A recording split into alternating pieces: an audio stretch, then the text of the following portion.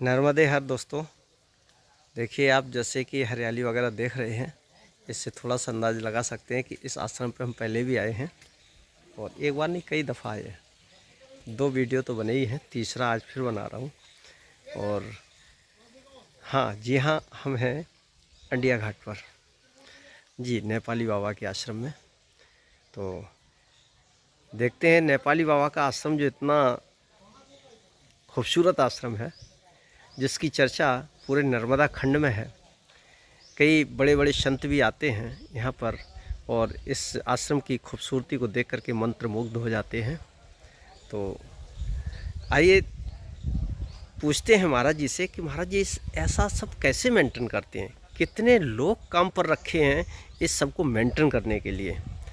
तो आइए महाराज जी से कुछ चर्चा करते हैं और कुछ भगवत चर्चा भी कर लेंगे। परिक्रमावासी भी काफ़ी हैं, तो परिक्रमावासियों के साथ भी महाराज जी का थोड़ा सा सत्संग हो जाता है। तो आइए थोड़े से महाराज जी से बात करते हैं। देखते रहिए आप यूट्यूब चैनल एहसास प्रकृति का। नर्मदे हर। सर्दी है ना कल से।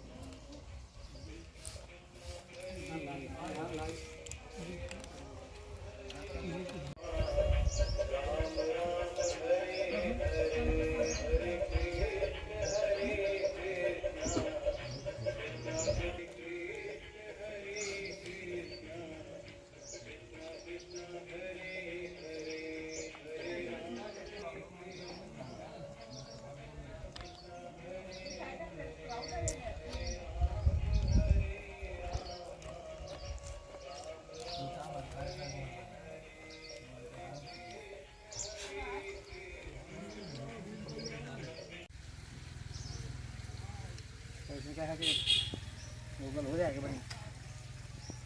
तेज पत्ता वो भोजन में डालते हैं वो। अच्छा, तेज पत्ता भी लगा है इधर। तेज पत्ता ऊपर में ये अच्छा, ये तेज पत्ता है भगवान। अच्छा हाँ वो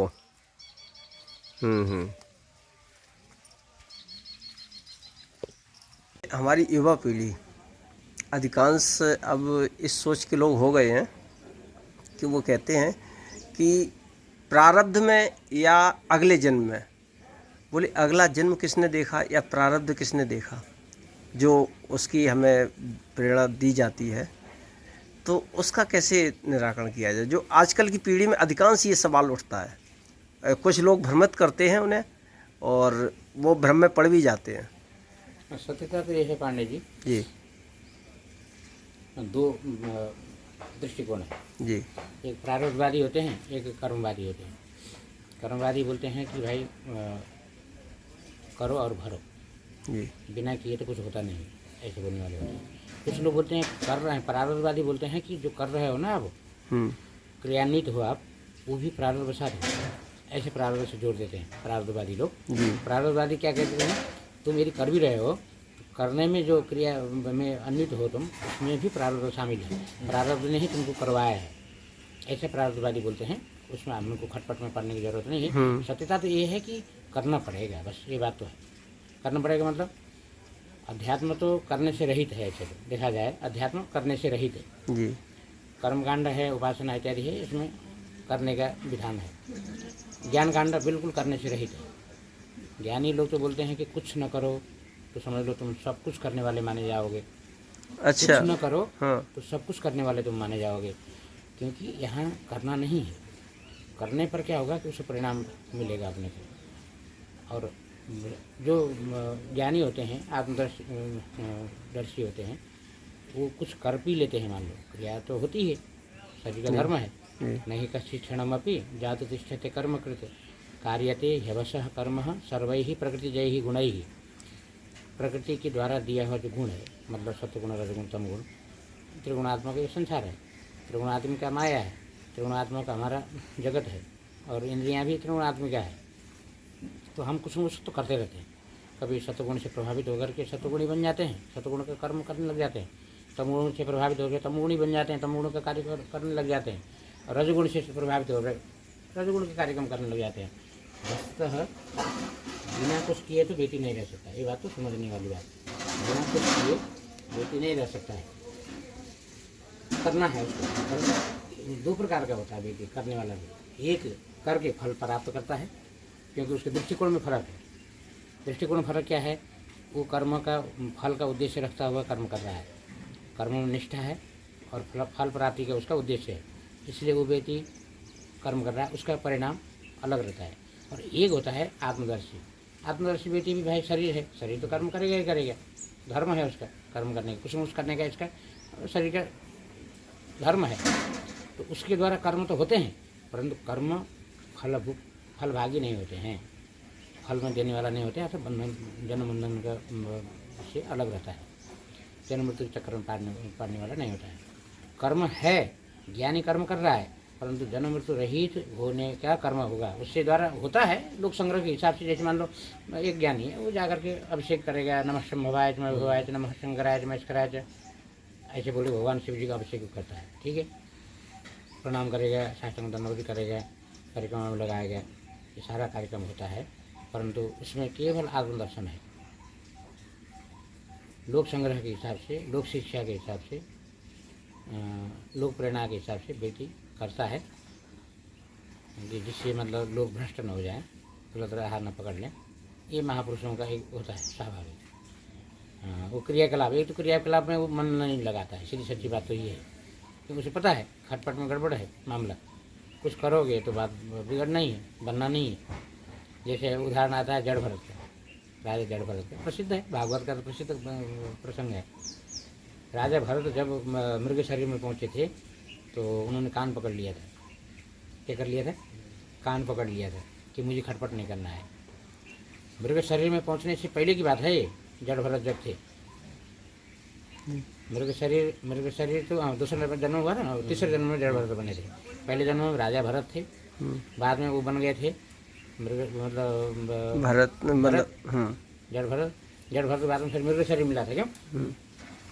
तो उन्होंने मतलब ये समझ लिया था कि वास्तव में खटपट का गलत होता है, क्योंकि मैं मृग शरीर मिला ही मेरे को इसलिए था, मैं मृग के शावक में आसक्त हो गया था, दया करने में लग गया था, दया करने में लग गया था, दया बच्चे को पाला था, दया मेरे लिए भारी पड़ गया था, इसलिए कान पकड़ो और भगवान से प्रार्थना करो, कहीं कुछ दुर्घटना घटती है तो वो भगवान से प्रार्थना करके उसमें वो कर दो और वहाँ से आगे बढ़ जाओ, उसमें इन्वॉल्व मत बनो। क्यों बनो?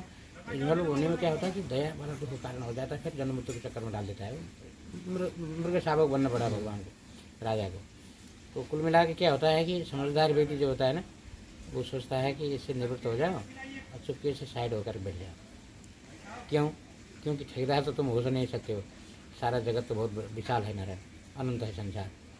अनंत संसार को निग्रह, अनुग्रह, लालन पालन, सृष्टि संहार, ये परमात्मा का काम है, तुम्हारा काम नहीं, तुम्हारे बस की नहीं है। तुम ठेका ले भी लोगे तो कितना लोगे? एक आंशिक रूप से कहीं लोगे, थोड़ा सा ले लोगे। तो इसलिए एक महात्मा जी हमारे यहाँ आए थे, परिक्रमा में थे, तो उन्होंने कहा बड़ा ठेका लेके बैठा है, ऐसे करके अकेले में गुनगुनाते थे, मतलब हमको शिक्षा दे रहे थे कि ठेकेदार मत बनो जी, इसमें तुम फंसी जाओगे, तुम्हारा दुर्दशा होना है।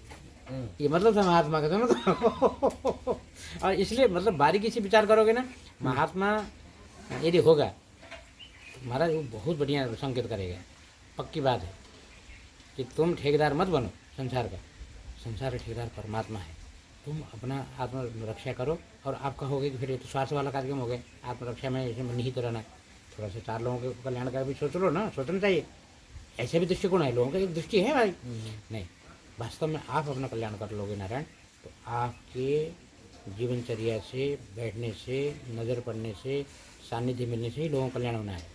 ठेकेदारी लेने की जरूरत नहीं। यदि आप अपने आप में सुरक्षित हैं, आत्मदृष्टि में रहते हैं, आत्मराम बन के रहते हैं, आत्मक्रीड़ा में रहते हैं, तो समझ लो आपके दर्शन करने मात्र से भी लोगों का कल्याण हो जाएगा, कुछ बोलने की जरूरत नहीं। भगवान जैसे जड़ भरत की कथा से क्या हम ये प्रेरणा ले सकते हैं कि हमारी मरणों पर मतलब मरने के समय मरणांतर में मरने के समय जो हमारी आसक्ति रह जाती है, क्या जीवन मेरा उसी हिसाब से बहुत सुंदर, अगला जीवन मिलता है? सुंदर, सही बात है ना। जी हाँ, अंत्यमति सागति, जी, अंत्यमति सागति। जैसे आपकी मति बनेगी, जैसे सोचते हुए आप शरीर को देह को छोड़ोगे, जी उस हिसाब से मेरे को आपका शरीर मिलना है। तो वास्तव में वो मति ठीक करने के लिए ही व्यक्ति को अभ्यास किया जाता है। जी अभ्यास जो है मति को ठीक करने के लिए ही अभ्यास करता है व्यक्ति। क्या अभ्यास करता है नारायण? खटपट से रहित होना है, जैसे जलवर जी ने किया। जी उनको विद्यालय में रख दिया था पढ़ने के लिए, पढ़ने के बढ़िया बन जाएगा, समझदार हो जाएगा। वो उल्टा पलटा पढ़ते थे जानबूझ के। अब अच्छा, वहाँ से भागना भी संभव नहीं हो रहा है। माता पिता का निग्रह में रहना भी जरूरी है, उनके अधीन में रहना भी ठीक है। और उन्होंने सोचा था कि ये खतरा का निशानी है, क्योंकि मैं भुक्तभोगी हूँ। जी तो जड़ भरत ने जानबूझ कर महाराज उल्टा पलटा सुनाते थे, पाठ सुनाने के लिए बोलते थे तो उल्टा पलटा सुना। नहीं है, नालायक है, इसको न खिलाने पिलाने की ज़्यादा ध्यान देने की जरूरत है, नहीं इसको क्यों, लायक हो तो ये कुछ करे और हमारा यश और कीर्ति बढ़ाए और हमारा परिवार का कुछ नाम रोशन करे, तो बेवकूफ़ है। तो माला जब लगे कि तो निकल जाए घर से तो बहुत अच्छा होगा।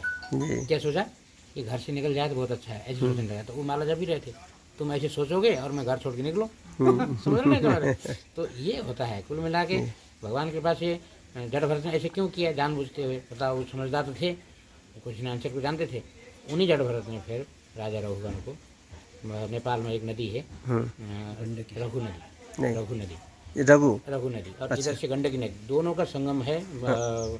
आप जाएंगे गलेश्वर करके जगह है, वहाँ से मोतीनाथ जाएंगे, मोतीनाथ से दामोदर कुंड जाएंगे, तो मोतीनाथ से नीचे एक गलेश्वर करके जगह है। गलेश्वर में दो नदियों का संगम है, एक इधर से रघुगण नदी आई है, इधर से गंडकी नदी आई है, प्रबल वेग से आई है। दोनों नदियाँ बीच में मिलकर फिर आगे रघु नदी खत्म हो जाती है, गंडक चलती, गंडे की वहाँ रघु का समापन हो जाता है। जी जी। जैसे आप देवघाट में जाओगे नेपाल में, तो गंडकी नदी आती है कहाँ तक, देवघाट तक, नारायण घाट तक जी। तो नारायण घाट में आने के बाद फिर वहाँ से त्रिशूली, बहुत विशाल नदी है जी, गंडकी से भी बड़ी है त्रिशूली नदी। अच्छा, दोनों नदी के संगम होता है देवघाट में। जी, देवघाट नेपाल का देवघाट मतलब होता है भारत का हरिद्वार। अच्छा, जैसे भारत का हरिद्वार कैसा है, पूरा आश्रम से भरा हुआ शहर, पूरा शहर, हरिद्वार का शहर आश्रम से बना हुआ है, समझ लो। जी, वहाँ कुछ परसेंटेज घर द्वार होटल होंगे, नहीं तो आश्रम से ही पूरा शहर भरा हुआ है। जी जी, जैसे धार्मिक क्षेत्र माना जाता है हरिद्वार भारतवर्ष में, जैसे नेपाल में देवघाट जो है धार्मिक क्षेत्र, धार्मिक भावना, धार्मिक साधना और तपस्या करने वाले लोग वहाँ इकट्ठे रहते हैं। तो वहाँ दो नदी के संगम में, एक त्रिशूली और गंडकी, दोनों गंडकी त्रिशूली जब मिल जाते हैं तो आगे उनका क्या नाम पड़ जाता है, गंडकी। त्रिशूली जयराम जी, त्रिशूली जी, वहाँ जयराम जी हो गया, समझ ना। वैसे जैसे गलेश्वर में रघु, राजा रघु के नाम से नदी आई है, और गंडकी शालीग्राम किला, जहाँ से दोनों मिलने की वहाँ रघु का नाम समाप्त हो जाता है। फिर आगे जैसे हम प्रयाग में जाते हैं, प्रयाग में यमुना जी भी और गंगा जी भी दोनों मिल जाती है, और आगे क्या हो जाती है, गंगा जी, यमुना जी जयराम जी की क्या हो गए, जयराम जी की है, तो सरस्वती जी जयराम जी हो जाती है। तो कुल मिला के राजा रघु जो थे ना, रघु को जड़ भरत ने ज्ञान दिया, तब समझ में आया कि मतलब जड़ भरत वास्तव में बुद्धू बने थे। घर में नालायक बोल के निकाल दिया था, और वो तो निकलना चाह रहे थे, माला जप रहे थे। ये बड़े बड़े महापुरुषों को रहा है। यदि आप जिम्मेदार बनना चाहोगे, समाज में ठेका लोगे, तो ठेका खत्म नहीं होने वाला है, ठेकेदारी खत्म होने वाली नहीं है। इसलिए ठेकेदारी से निवृत्त होने के लिए बालवत चढ़ेत जड़वत चरेत ऐसे लिखा है। बालक के तरह का मतलब क्या होता है, हो नहीं असली में, बन गए बालक जैसे, पागल नहीं हो, पागल जैसे बन गए। जड़वत चरेत मतलब साधक पागल की तरह रहे, कभी कभी अकेले में हंसने लग जाए, अनाप शनाप बोले, कुछ बेढंग के रहे, समझ रहे, ढंग से रहोगे तो जान खा जाएंगे लोग। तो ये ऐसा रहा है हमारे पूर्वज लोग। जैसे राजा भरत, राजा वो क्या नाम अपने, जहाँ से जैन परंपरा चला, राजा भरत के पिताजी थे ऋषभ, ऋषभ। ऋषभ के यहाँ से ही शुरू हुआ थे। ऋषभ प्रथम आचार्य थे जैन परंपरा के। अच्छा। वहाँ से जैन का हाँ। परंपरा से जी जी। शुरू हुआ है। तो ऋषभ जी जो थे राजा भरत के पिताजी, जो कि ऋषभ के 100 पुत्र थे। जी। कितने? 100। 100 पुत्र। अब आज हम दो हमारा एक बोलते हैं लोग, हम्म। इसलिए दूरदर्शन में पढ़े हैं, समझ जी, ना, हम जी। दो हमारा एक। हमारा एक, अच्छा हम दो हमारे दो। और ऋषभ के कितने पुत्र थे? 100। 100 पुत्र थे। अब बढ़िया 100 पुत्रों को बैठा करके बढ़िया प्रवचन करते थे। जी। कोई बंडाल लगाने की जरूरत नहीं, कोई विज्ञापन करने की जरूरत नहीं, कोई पंपलेट छपाने की जरूरत नहीं, कोई माइकिंग करने की जरूरत है। आओ बैठा हो रही नहीं, बच्चों को बैठा और पिताजी बैठे हैं सुना रहे हैं, बच्चे सुन रहे हैं। जी। ये बढ़िया था ना। तो उन 100 पुत्रों में से सबसे श्रेष्ठ पुत्र थे राजा भरत, जिसके नाम से भारत, हमारा देश का नाम क्या है? भारत। उन्हीं राजा भरत के राज्य करने के कारण, उनके अनुशासन में रहने के कारण देश का नाम, जबकि इससे पहले तो अजनाब वर्ष था। भारत का नाम क्या था? अजनाब वर्ष। अजनाब वर्ष। अजनाब वर्ष। ये भगवान नया नाम नया नाम, वो पुराना नाम था। अच्छा। और उसमें राजा भरत ने राज्य करने के कारण राजा भरत का वर्चस्व होने के नाते ये अच्छा, ये पृथ्वी नहीं थी, मतलब धरा, धरित्री, धरिणी इत्यादि और नाम। पृथ्वी नाम पड़ा कहाँ से? पृथु। राजा पृथु के द्वारा अनुशासित होने के नाते पृथ्वी पड़ गई, समझ रहे हैं? ऐसी कई बातें होती है। जी जी। पृथु राजा जो थे बड़े प्रभावी और भगवान नारायण के स्वरूप थे, वो नारायण के अवतार रूप से। उनके सारे चरण में चिन्ह थे, भगवान नारायण के चिन्ह। तो राजा बेन बड़ा अपराधी थे। राजा बेन को जो है मंथन करके, बाहु मंथन करके ये पृथु बने थे। तो पृथु के द्वारा पृथ्वी का अनुशासन हुआ, धरती का अनुशासन हुआ। तो पृथ्वी नामे पड़ा पृथु के द्वारा अनुशासित होने के नाते। ऐसे जबरदस्त राजा थे। तो ऐसे कई परंपराएं रही है। तो भगवान जड़ भरत जानते थे कि वास्तव में यदि आप जानबूझ के समझदार बन के रहोगे तो फांसी लगनी है, इसलिए नासमझ बन जाओ और बचा लो अपने आप को, तो बहुत अच्छा है। तो इससे क्या होगा नारायण भाई? कुछ करने से ना समाज को शिक्षा मिलेगा? बोले नहीं, बिल्कुल नहीं, भूल जाओ ये बातों को, कुछ न करने का ही प्रयास करो और अपने आप में रहो, अंतर्मुखी बनकर रहो और अपने साधना करो, अपने आप को परिपक्व कर लो, अपने आप को ठीक ठाक कर लो। ठीक ठाक कर लोगे तो आप जहाँ भी बैठोगे नारायण, आपके हवा, आपके द्वारा स्पर्श करके हवा जो जाता है, उस हवा किसी को स्पर्श कर ले, उसको भी कल्याण होना है। ये साधना की परंपरा रही है। ये हमारा ऋषि महर्षियों का, तपस्वियों का और साधकों का, मुनियों का, ऋषियों का जो है ये परंपरा रही है। जैसे भगवान एक सभा में शोरगुल हो रहा था, तो लोगों ने कहा इनको शांत कैसे किया जाए, तो सब खड़े होकर चिल्लाने लगे, अरे शांत हो जाओ। उधर से चिल्ला रहा, अरे शांत हो जाओ। उधर से चिल्ला, अरे शांत हो। तो शोरगुल और ज़्यादा बढ़ गया। तो एक ने कहा सब अपने अपने मुंह बंद कर लो। तो जब सबने मुंह अपने अपना मुंह बंद करिए तो बिल्कुल शांति हो गई। तो उसी तरीके से अंतर्मुखी हो जाओ। बहुत सुंदर जी। और सुनो, तो एक जगह में तो बहुत बड़ी समस्या थी। एक सज्जन के यहाँ तो इतना झगड़ा होता था, पांडे जी के बातों को पुष्ट कर रहा हूँ मैं, इतना झगड़ा होता था हमारे, कोई दवाई काम न करे। और वो चाह रहे थे कि ऐसे कुछ उपाय मिल जाए कि घर में शांति हो, पति पत्नी में रोज़ झगड़ा। तो एक महात्मा जी थे, बहुत अच्छे समझदार, उन्होंने कहा कोई दवाई काम नहीं करेगा यहाँ तो सादा सिंपल काम करेगा काम। चुप भी काम नहीं करेगा, क्योंकि वोट थोड़ी पकड़ कोई बैठा है, वोट खोल के बात करने लग जाएगा। उन्होंने कहा सुनो, जब तुम्हारा झगड़ा शुरू हो जाएगा, हम तुमको दवाई दे रहे हैं, ये दवाई मुँह में ले लेना, घुटकना भी नहीं और थूकना भी नहीं, मुँह में लेके रहना है। तो क्या दे दिया? शुद्ध पानी, नल से पानी भरा गिलास में, कुछ नहीं, नल से पानी भरा गिलास में और दिया। जब झगड़ा शुरू हो जाए ना, हट से इसको एक कप कम से मुंह में ले लेना, मुंह भर लेना, मतलब कुल मिला के मुंह भर के बैठ जाना, निकलना नहीं। और मुंह में भर में बैठ जाना है, तो बोल ही नहीं पाओगे। बहुत सुंदर उपाय है। सुनो, झगड़े बंद, खत्म हो गया। और मामला क्या है? कुछ नहीं, शुद्ध पानी। जी जी।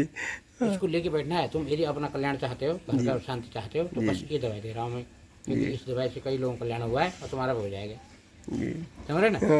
जल दे दिया और मुंह बंद कर दिया, बस मुंह बंद कर दिया, मतलब काम बंद गया। समझ रहे नहीं? मेरे सबसे बड़ा खतरनाक चीज़ है मुख। ये तो महाराज लोगों का सफाया कर देता है, मार डालता है, दुनिया भर का राग देश को पैदा करता है, जन्म मृत्यु के चक्कर में डालने वाला चीज़ है ये तो। इसलिए वाक्क्षयो बलीयः वीर्य क्षयात् वाक्क्षयो बलीयः, इसलिए कहा शास्त्र में।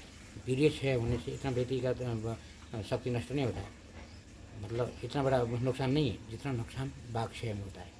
इसलिए सबसे बड़ा नुकसान, सबसे बड़ा आपत्ति घर है वाणी। वाणी में विश्राम रखो, वाणी में विश्राम लो। जी।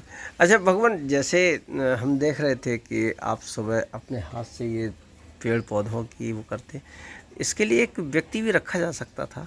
बेटी को रखने में क्या है कि क्या तो पेमेंट दो, और पेमेंट वाला आप जानते हैं पेमेंट कोई इतिश्री नहीं है जी।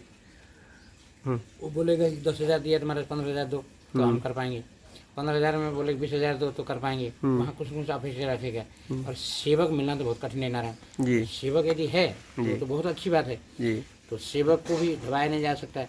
एक जगह हम गए झगड़िया मणि करके यहाँ नर्मदा किनारे में, जी। तो जगदीश दास जी महात्मा है, अच्छी महात्मा है। तो वो बोल रहे थे महाराज जी अब इनको मैं दबाव तो डाल नहीं सकता हूँ, नशापत्ति से मुक्त होकर रहने के मैं सोचता हूँ कि आश्रम में नशा मुक्त रहे। और मैं समझ रहा हूँ बीड़ी पी करके भंडार में काम कर रहा है, उसको यदि नियंत्रण करूँ मैं तो वो झोला उठाई चलेगा, अपने रोटी सेकना पड़ जाएगा फिर, समझ रहे ना। तो कुछ तो जानबूझ करके चुप होना पड़ता है, और अपने से छुप के रह जाता है, मर्यादा में वो कर लेता है, परंतु कस के रखोगे तो बात बिगड़ जाएगी, काम नहीं चलेगा, समझ रहे ना। तो अच्छा वृत्ति दे करके रखोगे तो वृत्ति का कभी इतेलम नहीं होता है, कभी भी ख़त्म नहीं होता, मतलब बस इतना बहुत है, ऐसे कोई नहीं बोलता दुनिया में। जी। लाख रुपए पेमेंट वाला बेटी भी हैरान है, महीना में 1 लाख रुपये जिसका तनख्वाह होता है वो भी, उसको पूछोगे तो वो भी हैरान है, हमने देखा है, कई लोगों का अनुभव किया है। सेवक मिलना बहुत कठिन है नारायण, सबसे बढ़िया है स्वयं दासा तपस्वी न।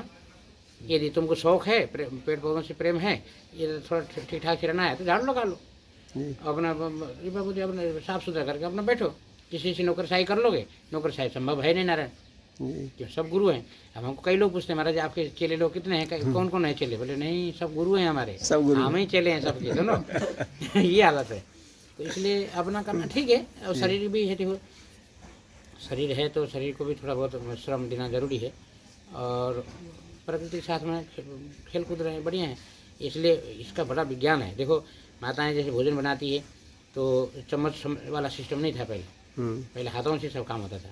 हल्दी उठा के सब्जी में पटक देगी, तो हल्दी जो है, हल्दी का पूरा जो प्रकृति है वो नाखूनों के माध्यम से, हाथ के रोम क्षेत्रों के माध्यम से शरीर में प्रविष्ट करता था। कई वनस्पतियों को हम अपने खाद्य सामग्री में प्रयोग करते हैं, उन सब वनस्पतियों के साथ में हमारा खेलना होता था, तो हमारे लिए एक लाभकारी है। तो उन सब चीज़ों से हम दूर हो रहे हैं, ये तो चम्मचों से पैर कर प्रयोग हो रहा है, और दूसरी बात दूसरे के माध्यम से हम करना नहीं चाह रहे हैं स्वयं। इसलिए जैसे गोबर उठाना, दूध निकालना, मंथन करना परिश्रम होता था, इसलिए बेटी ठीक ठाक रहता था। तो ये सब काम बहुत ज़रूरी है, बेटी स्वयं करे तो अच्छा है, इससे दूसरे को प्रेरणा मिल जाता है, कोई दबा भी नहीं पाता है, और अपनी मर्जी है भाई करो तो ठीक है, नहीं तो झोला उठाए चल दो जयराम जी की। इसलिए हम थोड़ा सा अपने करते हैं, अच्छा है, भगवान के पास शरीर भी दिया है तो भगवान ने कोई बात नहीं। बहुत अच्छा उन्होंने आश्रम मेंटेन किया हुआ है, बहुत अच्छा। मतलब ये आश्रम में लगता है कि बस बैठे रहो और बस निहारते रहो। पांडे जी वो तो क्या है, आपको कहा ना मैंने, प्रकृति तो परमात्मा के अर्धांगिनी है, ये बात तो मान लो आप जी। प्रकृति क्या है, परमात्मा की अर्धांगिनी है। कोई भी हो, चाहे वो प्रहलाद हो, चाहे ध्रुव हो जी, चाहे बड़े बड़े जो साधक हो गए प्राचीन काल से लेकर अर्वाचीन काल तक जी, सारे लोग बिल्डिंग में बैठ कर के नाक नहीं दबाए, फट छोड़ के नदी किनारा पेड़ के नीचे एकांत जगह में जा कर के बैठे हैं, प्रकृति की गोद में बैठे हैं और भगवान को याद किए हैं। तो प्रकृति की गोद में बैठ कर परमात्मा कैसे प्राप्त हो जाता है, क्योंकि परमात्मा का अर्धांगिनी है प्रकृति। प्रकृति क्या है, परमात्मा की अर्धांगिनी है, इसलिए वो माँ है। प्रकृति हमको पोषण करती है, प्रकृति हमें परमात्मा तक पहुंचाती है, इसलिए भी प्रकृति से प्रेम होना जरूरी है। प्रकृति हमें कभी इतेलम नहीं होता, जैसे हम अपने आत्मा से कभी ये नहीं कहते कि हमारा आत्मा जो है बहुत बुरी हो गई, ऐसा हमारे आत्मा अब तो बहुत दुखदाई हो गई, अभी कभी नहीं कहता व्यक्ति, ध्यान नहीं। शरीर दुखदाई हो गया, इंद्रियां दुखदाई हो गई, अंतःकरण दुखदाई हो गया, प्राण काम नहीं कर, मतलब इत्यादि हम बोल सकते हैं। अन्य चीज़ों में हम दोष दर्शन कर सकते हैं, परंतु आत्मा के साथ दोष दर्शन नहीं होता है, ध्यान देना आप कभी बारीकी से अध्ययन करना। आप जब बचपन में आप थे तब भी आपकी आत्मा उतने प्रिय थी, आज 50-60 साल के हो गए आप आत्मा के साथ में अनुसंधान करोगे तो आत्मा हमको उतने ही प्रिय रूप में आज भी मिलती है। तो आत्मा जैसे सदा बाहर, सदा एक रस है आत्मा, जी। ठीक इसी तरह प्रकृति भी सदा एक रस है। क्यों? परमात्मा की है ना वो। जी प्रकृति से व्यक्ति कभी उबता नहीं। प्रकृति से बोलेगा नहीं कि भाई बहुत बहुत हो गया, यहाँ से हटो यार। इसलिए प्रकृति बहुत प्रिय चीज़ है। प्रकृति हमारा जीवन है, बस ये मान दो तुम आप। हमारे जीवन से बहुत अटूट संबंध है प्रकृति के। तो प्रकृति से साथ में होकर के आप गुनगुनाओ, परमात्मा नाम लो जी। और कालक्षेप करो। इसमें क्या बुराई है बोलो? जी बिल्कुल। अच्छा है। तो इसलिए प्रकृति से प्रेम होना जरूरी है। तो परमात्मा तक पहुंचाने वाली भी प्रकृति है। और प्रकृति हमेशा इस धरातल पर व्यक्ति अहिलौकिक जीवन जी रहा है। अहिलौकिक मतलब जीवन अवस्था में जहाँ अपना जीवन बिता रहा है, वहाँ के लिए भी वो मंगल है। और कालांतर में उसको मंगल होगा, क्योंकि परमात्मा तक जोड़ने वाला काम प्रकृति करती है। इसलिए प्रकृति की प्रेम बहुत जरूरी है। हर एक व्यक्ति प्रकृति से प्रेम करे, हर एक व्यक्ति प्रकृति से नज़दीकी रहे, पेड़ पौधों से संबंध रखे। अपने घर छत में भी भाई आप गमला रख लो ना, गमला रखो, बड़े बड़े गमला रख लो, क्यारियाँ बनाओ बढ़िया, उसमें मिट्टी भरो और उसमें पानी के कनेक्शन दे दो। जैसे ओवरफुल होता है ऊपर टैंकी में से, उसमें से कनेक्शन ऐसे दे दो कि वहाँ से बढ़ता हुआ फिर वो ऐसे पट्टी तैयार करो, क्यारियाँ ऐसे तैयार करो, वहाँ से पानी घूमता हुआ फिर उसका भी ओवरफुल बना लो, वहाँ बाहर कहीं गिरा दो, तुम्हारा छत भी खराब ना हो।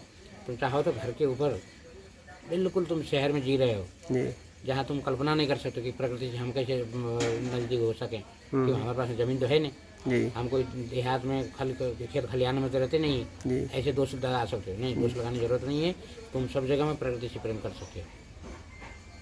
तुम चाहो तो शहर में घर के ऊपर, छत के ऊपर, घर में, शहर में भी, सिटी में भी आप प्रेम से अपना बालकनियों में अथवा छत में आप बढ़िया सजा सकते हो। पूरा हरा भरा कर सकते हो, पूरे हरा भरा कर सकते हो। मिट्टी बिछाओ छत में, मिट्टी बिछा, पन्नी बिछा लो, पन्नी बिछाने के बाद उसमें मिट्टी बिछा लो, मिट्टी बिछा के उसके ऊपर दुबा लगा दो, बैठो आप गार्डन बना लो छत के ऊपर। समय कुछ नहीं है, फालतू समय बिताते हो, उससे अच्छा है कि इन प्रकृतियों से प्रेम रखो और तुम्हें बड़ी संतुष्टि मिलेगी। उतना संतुष्टि तो दुनिया भर का खाद्य सामग्री को इकट्ठा करने से, नए नए पोशाक और संसाधनों जोड़ने से इतना व्यक्ति सुखी नहीं होता है जितना सुखी प्रकृति से जुड़े रहने से होता है। इसलिए प्रकृति से प्रेम तो होना चाहिए। तो इस हिसाब से हम सोचते हैं कि चलो प्रकृति से थोड़ा सा लोगों को संदेश मिले और अपना तो अच्छा लगता है, हमें तो जीवन समझ में आता है, इसलिए हम लगे रहते हैं। चलिए भगवान, बहुत अच्छा लगा, आनंद आ गया। इनके चैनल का नाम भी प्रकृति का है सर। ऐसा, हाँ, ये इनका चैनल नाम ही एहसास प्रकृति का, प्रकृति का एहसास। तो गुड़िया तुम कहाँ की है? महाराष्ट्र। अच्छा, भगवान कस्मिन्नु भगवो विज्ञाते सर्वमिदं विज्ञातं भवति। कस्मिन्नु भगवो विज्ञाते सर्वमिदं विज्ञातं भवति। प्रभु, नू का अर्थ तो निश्चय नहीं, कौन सा ऐसी चीज़ है जिसको जानने पर सब कुछ जाना जाता है? ऐसी कौन सा चीज़ है जिसको जानने पर सब कुछ जाना जाए? ऐसी चीज़ बताओ आप।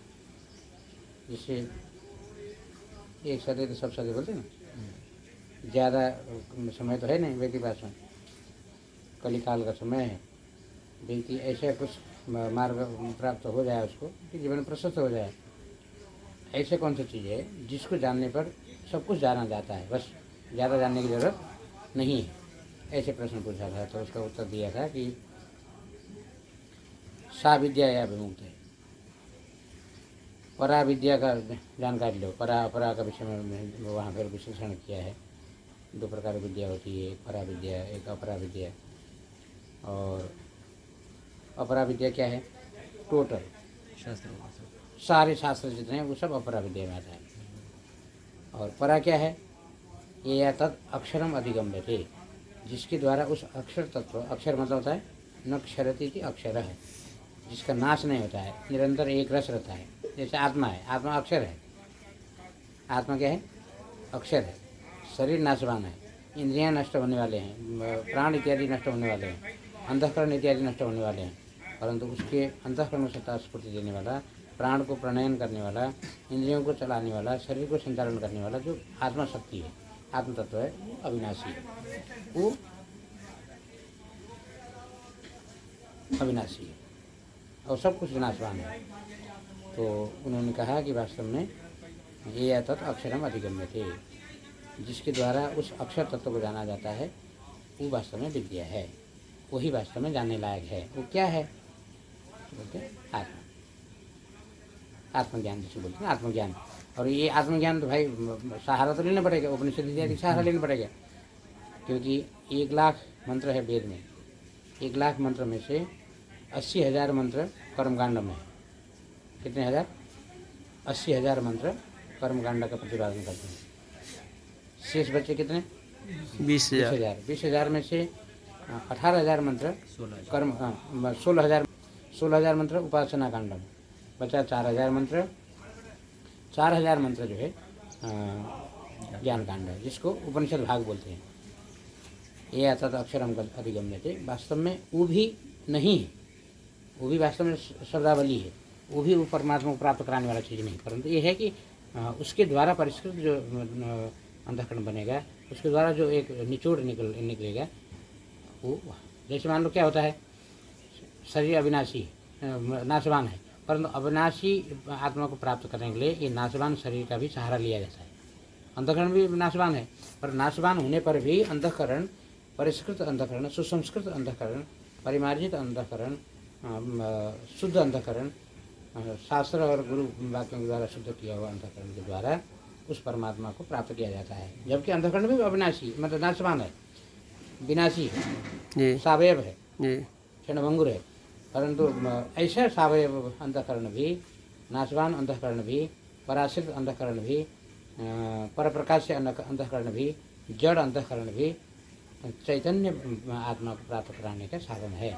इसलिए जड़ शरीर के द्वारा, इसी देह के द्वारा विनाशशील, विनाश धर्म जिसका है, ऐसे शरीर के द्वारा अविनाशी आत्मा का साक्षात्कार होता है। इसलिए इसको बड़ा महत्व दिया है। इसलिए बोलते हैं कि शरीर माध्यम खलु धर्म साधनम। शरीर क्या है? धर्म का साधन है। धर्म मतलब, धर्म क्या है? अब धर्म का हम विश्लेषण कर रहे थे, बांग्लादेश के विषय में हमको RSS वालों ने बुला लिए, तो हमने वहाँ वक्तव्य दिया था, धर्म वही है, यस्मिन यथा वर्तते ये मनुष्य तस्मिन तथा वर्तितव्यम सधर्म। जो जैसे तुमसे व्यवहार करता है उसको उसी तरह का जवाब दे करके उसका निपटारा कर लो, ये धर्म है। महाभारत में लिखा है। ऐसे नहीं मतलब कि देवता ऊपर वाला देखेगा कि कौन करेगा, नहीं, ये तो पलायनवादी लोगों का सिद्धांत है। सामने वाला व्यक्ति, और दो प्रकार के होते हैं सामने वाले व्यक्ति, एक मायावी होते हैं और एक साधु स्वभाव के होते हैं। मायावी मीन्स उटपटांग, दबाने वाला, दूसरे के पैर खींचने वाले स्वभाव के होते हैं, तो उसको उसी तरह का जवाब दे करके उसको निग्रह करो, नियंत्रण करो, ये धर्म है। और कोई साधु स्वभाव का है तो साधुता से उसके साथ में व्यवहार करो। साधुआचार साधुना प्रतिपेय है, मायाचारो माया बाधितव्य है। मायाचारी आता है सामने तो माया के द्वारा उसको बाधित करो, मतलब निग्रह करो, कंट्रोल कर लो, ये धर्म है। इसलिए आज जैसे दशा चल रही है, विधर्मी लोग अपना हाईलाइट कर रहे हैं और सनातनियों को नष्ट करने के लगे हुए हैं, तो उन लोगों को जवाब देना पड़ेगा, आपको एक टुक जवाब देना पड़ेगा। जैसे सामने वाला करता है वैसे ही तुमको भी जवाब देना चाहिए, यही धर्म है। ये धर्म का परिभाषा किया है महाभारत में, समझ रहे ना। और यहाँ धर्म क्या है?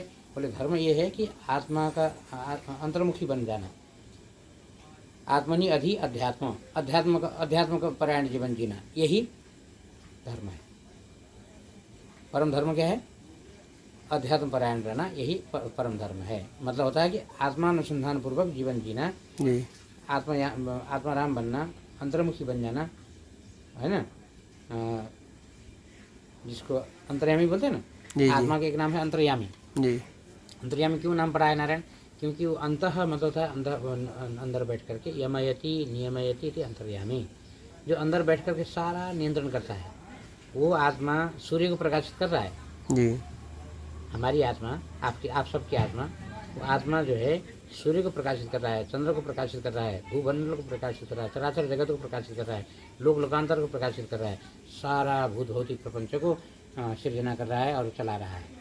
वो जो आत्मा है, उस आत्मा के साथ में जियो, उस आत्मा के साथ में बैठो। थुपुक का बाबा सीत शांत भई बसर, ऐसे करके एक कवि ने जो है नेपाल में कविता में लिखा है। मतलब होता है कि हे मन, तुम आत्मा के साथ में जा करके बढ़िया चुपके से बैठ जाओ, थुपू का शब्द प्रयोग किया, वो वहाँ के बहुत सुंदर शब्दावली है मतलब नेपाली भाषा में। मतलब तुम जा करके फट से बैठ जाओ, प्रेम से पलटी मार के बैठ जाओ, आत्मा राम बन जाओ, मतलब आत्मा के साथ में जाकर के चिपक के बैठ जाओ, तुम्हारा कल्याण हो जाएगा। ये तुमने थोड़ा सा बाहर देखना शुरू किया, खटपट में तुमने खटपट से हाथ मिला लिए, तुम्हारा दुर्दशा होना है। इसलिए तुम सबसे विराम लेकर के आत्मा के साथ में बैठ करके अपना अनुसंधान करो अथवा विश्राम ले लो, ऐसे लिखा है। मन को कहा, मन को साधक बोलता है, हे मन तुम आत्मा के साथ में रमण करने लग जाओ, अर्थात आत्मा के साथ में हाथ मिला लो, आत्मा के साथ में जाकर बैठ जाओ, गोद में सो जाओ। जैसे गोद में नहीं सो जाता है बच्चा, माँ गोद में जाकर बैठ जाता है, वैसे ही उसको आराम मिलने लगता है, किसको, बच्चे को। वैसे ही तुम्हें भी आराम मिलने लग जाएगा, तुम जाकर के परमात्मा के साथ में, आत्मा के साथ में जाकर के मिल जाओ। तो ये है सिद्धांत। तो इसी सिद्धांत के अंदर ये इसी के निधि ध्यान, मनन श्रवण निधि ध्यान ये करते रहेंगे तो इसी से हमारा कल्याण होना है, इसके अलावा कुछ नहीं। खटपट तो बता ही दिया रघुगण का। जी रघुगण को समझाया था ना जड़ भरत ने। जी जड़ भरत को वास्तव में जड़ भरत का विशेषता तो रघुगण ने बताया ना। वो तो जड़ भरत बन के चल ही रहे थे, जड़वत, जड़ की तरह जी रहे थे, इसलिए उनको जड़ भरत नाम पड़ गया था। पर उनको पता था कि जड़ बनने में ही भलाई है, समझदार बनोगे तो फांसी लगना है। समझदार बने फांसी लगा। तो वो तो पोलपट्टी तो कब खुला, जब राजा रघु मिल गए, रघु पालकी में पालकी वाहक बना दिया राजा, कार की जगह लगा दिया। समझ ना, तो कार बना दिया। तो उन्होंने कहा, चलने में थोड़ा दिक्कत हुआ उनको, क्योंकि चींटी सब बचा के चलते थे। तो बोले अरे मूर्ख कैसे चलता है, ऐसे लगता है तुम बहुत कमजोर पड़ गया है। जब खाए पिए हट्टे कट्टे थे ही थे, निश्चिंत रहते थे ना, मस्त रहते थे। पांडे जी यहीं रहते थे, तो राजा जड़ भरत, तो जड़ भरत को कमजोर बोल रहे हैं राजा रघु, तुम ऐसे कमजोर लग रहे हो, चलना नहीं बन रहा था मुझसे, जबकि तगड़े थे ही थे वो। तो वो तो चींटी को बचा कर चल रहे थे, तो जहाँ चींटी थी वहाँ पैर नहीं रखना था, थोड़ा आगे पीछे रखना था, तो अनबैलेंस हुआ तो पालकी में वो बेचारा टकरा गया राजा बड़ा नाराज हुआ। तो उन्होंने कहा, राजन आप अहंकार पर पूर्वक होकर कुछ न कुछ बोल देते हो, पर थोड़ा सावधान होकर के समझ लो, आप मैं पालकी ढोने वाला नहीं हूँ, शरीर ढो रहा है, आत्मा कुछ नहीं ढोती है। और आप भी अहंकार पूर्वक बोल रहे हो, आपकी आत्मा भी बोलने वाली, ऐसे बोलने वाली नहीं है। आत्मा तो निर्मल है, निश्चल है, निर्वय है। जो अज्ञान पूर्वक आत्मा शरीर के साथ में तादात्म्य अध्यास में करके शरीर से आसक्त होकर के ये सब भाषा बोल रहे हो, तुम भी शुद्ध मुक्त और बुद्ध स्वरूप हो। तुम भी बुद्ध स्वरूप हो और मैं स्वयं बुद्ध स्वरूप हूँ। न मैं ढोने वाला हूँ न तुम ढोए जाने वाले हो, परंतु शरीर का सब धर्म है, शरीर धर्म के कारण ये सब हो रहा है। अंतःकरण से तादात्म्य में लेकर के शरीर के साथ में उभर के राधे से परायण होकर तुम ये सब बातें कर रहे हो राजन, इसमें कुछ नहीं रखा है, ये परमार्थ नहीं है। इन सब बातों को सुन करके राजा बिल्कुल नीचे उतर गए, प्रणाम किया। मैं जिस कबील के यहाँ ज्ञान लेने जा रहा हूँ वही कबील तो आप नहीं हो, इत्यादि कह करके वहाँ पर बातें हुई है। तो राजा भरत बिल्कुल कान पकड़ लिए थे, हमारे कुछ नहीं रखा है, बहुत फटफट काम है, समझदारी दिखाओगे तो फांसी लग जाएगी। तो शायद बैठे भगवान, जब आत्मा निर्मल होती है तो फिर ये अहंकार कहाँ से उत्पन्न होता है? बहुत सुंदर। देखो तालाब में पानी होता है जी, शांत जल है, निर्मल भी है, शांत भी है और निर्मल भी है जी। पर उसमें यदि कोई पत्थर गिर जाता है, कुछ सामान गिर जाता है, तो पानी मैला भी हो जाता है और चलायमान भी हो जाता है, ठीक है ना जी। चलायमान हो जाता है तो उसमें सूर्य प्रतिबिंबित होता है। एक उदाहरण बता रहा हूँ आपको, सूर्य प्रतिबिंबित होता है, जल में सूर्य दिखाई देता है और उस सूर्य के जल में पड़ा हुआ सूर्य को आप आँख मिला के नहीं देख सकते जी। आपने कभी अंदाजा किया होगा, आँख प्रतिबिंबित सूर्य, बिंब वाला नहीं, जल में प्रतिबिंबित जो सूर्य है उसके साथ में आँख मिला के नहीं देख सकते आप जी। इतना पावर होता है हमारा जी। परंतु वो इतना पावरफुल जो प्रतिबिंबित सूर्य है, उसमें भी यदि जल में चलायमान हो जाएगा तो सूर्य फिर सामान्य हो जाएगा, और पानी धुंधला हो जाएगा तो और फिर सूर्य बिल्कुल डिम हो जाएगा। चाहे भले शांत हो और धुंधला हो पानी तो सूर्य वहाँ पर कोई काम नहीं करेगा। ठीक इसी तरह वास्तव में संस्कारमयोयम पुरुषः ऐसे लिखा है। जीव को क्या कहा है? संस्कारमयोयम पुरुषः। ये संस्कार मतलब जैसे हम कपड़ा बोलते हैं ना, कपड़ा किसी बोलते हैं? धागा का ताना बाना ही कपड़ा है। ऐसे धागा गया है और ऐसे धागा गया है, ऐसे धागा से मिला हुआ जो वस्तु विशेष है उसका नाम है कपड़ा जी। धागा को हम अलग अलग कर देंगे तो फिर कपड़ा नाम कोई चीज़ सिद्ध नहीं होता है। ठीक इसी तरह वो जीव जो है ना, संस्कार के ताने बाने से बना हुआ ही नाम जीव है।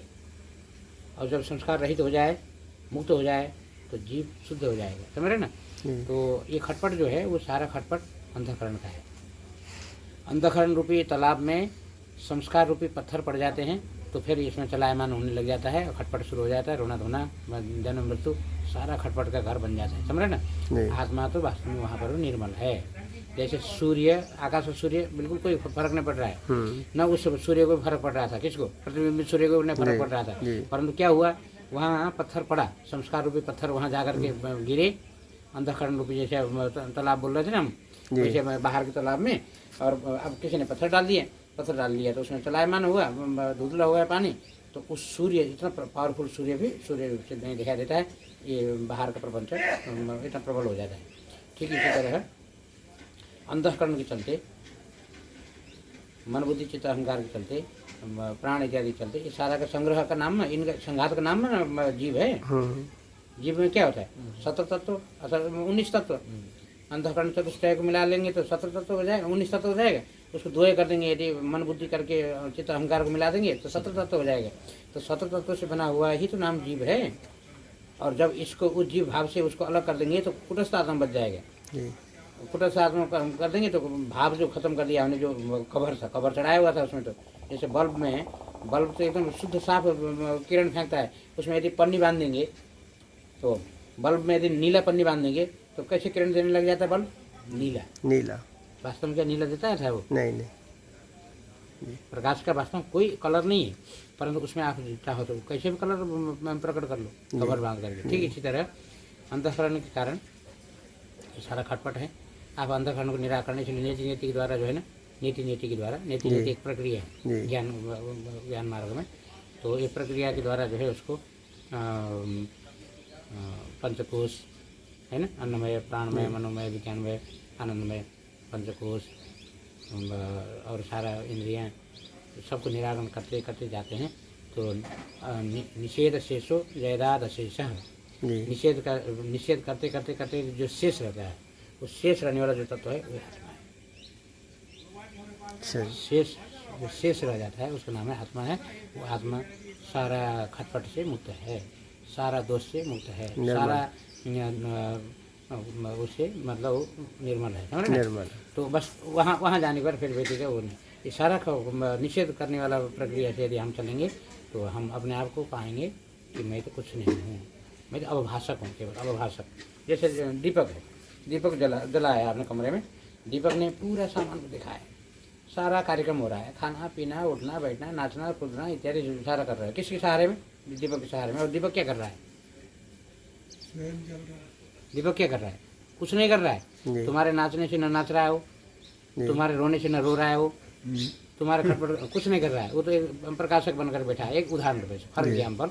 ठीक इसी तरह कुटस्थ जो आत्मा है वो सब अवभाषक है नारायण। बस उसको कवर रहित कर लो, निषेध मुख से आप समझ लो, शेष रह जाता है, उसमें होकर के आप बैठ जाओ, उसमें बैठ जाओ आप। देखो निषेध करके भाई काट पीट के अलग अलग करने वाला मामला तो है नहीं, यहाँ तो केवल अंडरस्टैंडिंग है, समझने वाली बात है केवल। बस इसको प्रक्रिया को समझ करके फिर व्यक्ति अपने आप में स्वस्थ हो जाए। धर्मानंद महाराज जी की जय। संत धर्मानंद जी महाराज जी शिष्य बैठे हैं, देखो ये बहुत अच्छे। जय हो जी।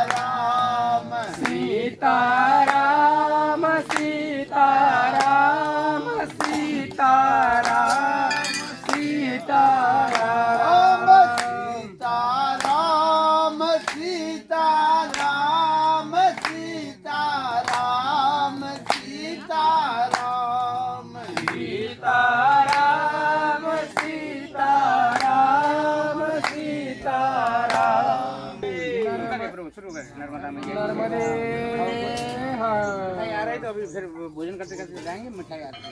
जी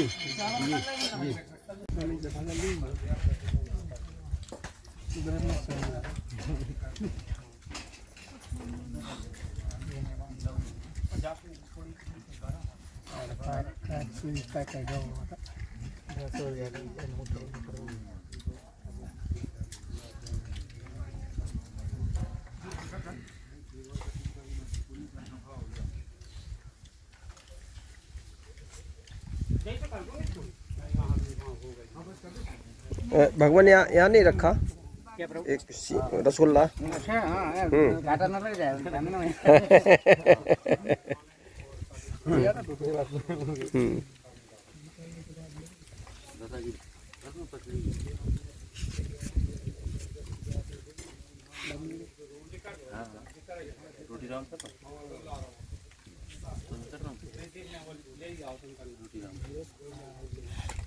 नर्मदे हर हाँ नहीं आगे आगे आगे आगे मैं ले आओ नहीं अब पे ले आओ परिवारवासियों को खिलाना चाहिए। नहीं नहीं मराठी अब मैं बोल लिया नर्मदे हर बड़ा नर्मदे हर दही वड़ा बड़ा नर्मदे बड़ा नर्मदे हर नर्मदे हर